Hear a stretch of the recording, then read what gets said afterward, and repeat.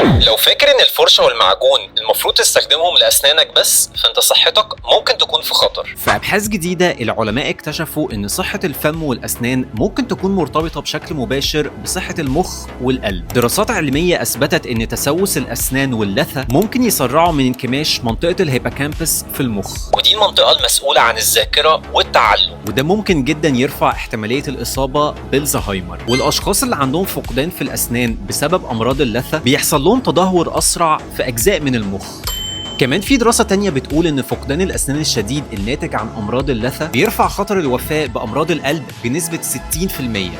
والأسوأ العدوى اللي ما تمش علاجها في الفم بتزود خطر الإصابة بأمراض القلب التاجية بحوالي 3 أضعاف مقارنة بالناس اللي عندهم فم صحي. فالخلاصة إن إهمالك لأسنانك ممكن يوصلك للزهايمر أو لأزمة قلبية. في 10 دقايق كل يوم من اهتمامك بأسنانك وزيارة لدكتور الأسنان مرتين في السنة ممكن يحموك كتير. ده غير إن حياتك الاجتماعية هتبقى أحلى وهنتبسط كلنا. فلو تعرف حد حاسس إنه بيطنش ابعت له، خليه ياخد باله من صحته.